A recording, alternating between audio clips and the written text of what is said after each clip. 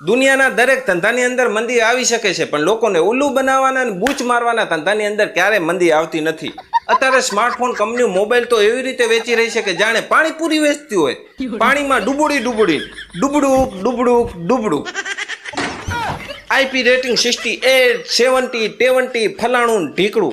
આ ગતકલું 2-4 વર્ષથી આવ્યું છે, પણ પેલા મોંઘા ફોનની અંદર આવતું હતું ને હવે તો સસ્તા ફોનની અંદર આવવા માંડ્યું. કંપની પ્રચાર તો એવી રીતે કરશે ને, ટીવીમાં એડવર્ટાઇઝ આવશે ને યુટ્યુબરોને મોબાઈલ રિવ્યુ માટે આપશે, ભેગી પાણીની ટાંકી આપશે કે તમારા દર્શકોને પાણીમાં ડૂબોડીને દેખાડો.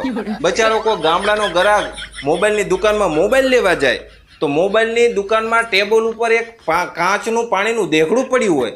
આપણાને એમ કે પાણી પીવા માટે હશે, પીવા માટે નથી, મોબાઈલ ડૂબોડવા માટે છે. એ તમને મોબાઈલ ડૂબોડશે. ઓલો ભોરો ગ્રાહક બચારો કે વાહ ભાઈ વાહ, આજ મોબાઈલ આપી દો, પાણીમાં કાંઈ ના થાય એવો.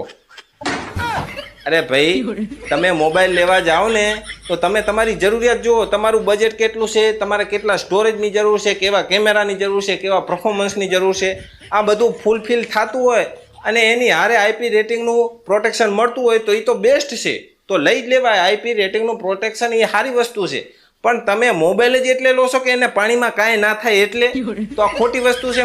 કંપની તમને ઉલ્લુ બનાવે છે. હું તમને ટેકનિકલ ભાષામાં નહીં પણ દેશી ભાષામાં સમજાવું તો કંપની એમ કહે છે કે આ મોબાઈલને તમે પાણીમાં નાખો કાંઈ નહીં થાય, પણ વાગે લાગે લોહીની ધાર. જો અંદર પાણી ઘૂસી ગયું ને મોબાઈલ ખરાબ થઈ ગયો ને તમે સર્વિસ સ્ટેશને રિપેર કરાવવા જાશો ને તો કંપની તમારો ટકો કરી નાખશે. એ કહે છે કે આમાં તો મોબાઈલ પાણી ઘૂસી ગયું છે અને હવે આની વોરંટી પૂરી. આપણે હે વોરંટી પૂરી? તો ડૂબક્યું મરાઈ વેચતા હતા ને, એ તો કે તમને ઉલ્લુ બનાવતા હતા. હા. પછી આપણને કેવી ફિલિંગ આવે ખબર છે?